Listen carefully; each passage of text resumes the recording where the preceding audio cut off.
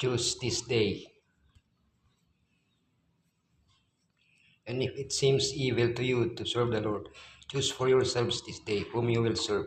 But as for me and my house, we will serve the Lord. Joshua felt his end was near. He had fought the good fight. He had finished the race. He had kept the faith. He could confidently await, like Paul, his crown of righteousness. But like Caleb, he still had to make sure that others would take up the torch and lead Elohim's people on the right path. For that reason, he gathered the people in Shechem to renew the covenant of faithfulness and to exhort them to choose a life of service to Elohim. A story that Elohim wrote, a call to integrity, the election of the people, the renewal of the covenant, the continuation of the story that Elohim wrote. And I have given you a land for which you did not labor, and cities which you built not, and you dwell in them, the vineyards and oliveyards which you planted not, do you eat. The place chosen by Joshua for his final speech was a historical place, Shechem. It was the first place in Canaan where Abraham camped. It was the first It was the first place in Canaan where Jacob camped. It was the only possession acquired by Jacob. There Jacob buried the foreign gods that his family still possessed. Joshua began by telling them about the strange gods that their ancestors worshipped. From there, he reminded them in the first person of everything Elohim had done. I took, I brought, I increased, I sent, I struck, I brought out, I brought you in. I delivered them, I destroyed them. I did not listen to Balaam, I delivered you. I gave them up, I sent Christ. I gave you the land. In this account, generations pass one after another, without distinction. All are included. Those who listened to Joshua came from beyond the river. They went down to Egypt. They left with great power. They crossed the Red Sea. They took Jordan. They possessed Canaan. What Elohim did with their ancestors, He is doing with them, and He will do with us today. The call to integrity.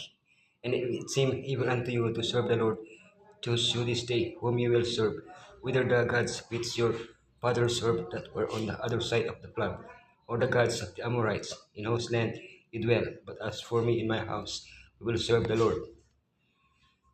Just as Jacob invited his family to bury their gods before renewing their covenant with Elohim at Bethel, Joshua invites the people to abandon their Elohim, their gods, before renewing their covenant with Elohim.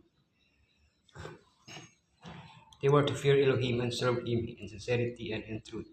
What does this imply? To fear Elohim, to show profound respect for Him who is infinitely greater than I, and to accept Him as my King and Lord. To serve Elohim in sincerity, integrity, a service without defects. This is how the animal was defined that was only suitable for slaughter if it was without defect, whole. To serve Elohim in truth, to be faithful, trustworthy, loyal, undivided, and consistent, to reflect through my life the gratitude to Elohim for what He has done in me.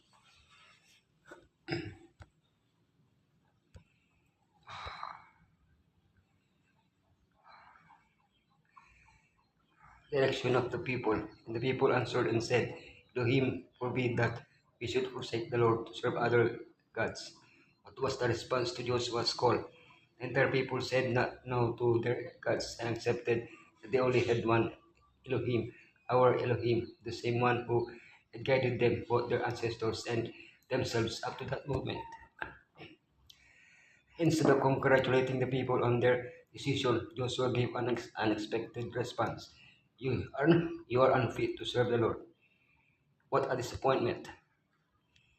Thus Joshua had heard his parents make the same promise and had seen how they had repeatedly broken it for 40 years. This harsh response achieved its purpose. A new generation was determined not to repeat the same mistakes. The renewal of the covenant. So Joshua made a covenant with the people that day and set them a statute and an ordinance in Shechem.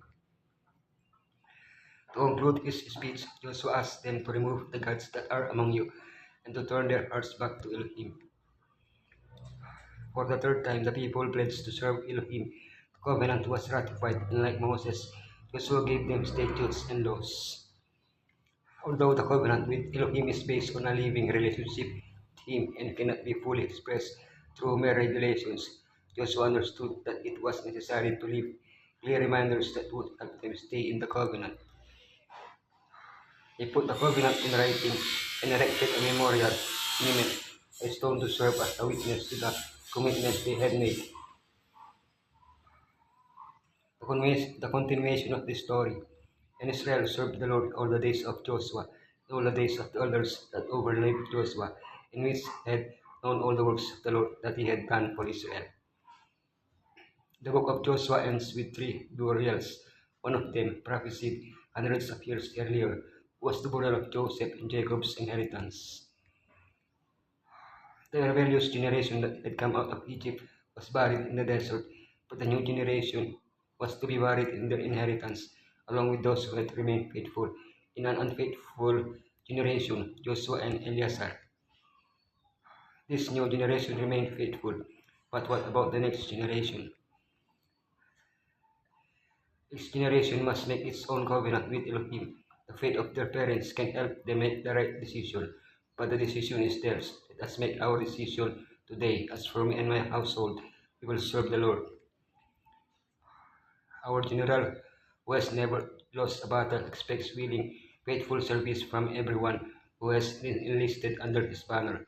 In the closing of controversy, now waging between the forces for good and the host of evil, he expects all, laymen as well as ministers, to take part.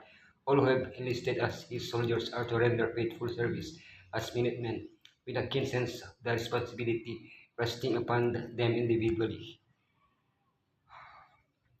Truth for the End Times, Sabbath School lesson presentations, spiritual reflections, and sermons.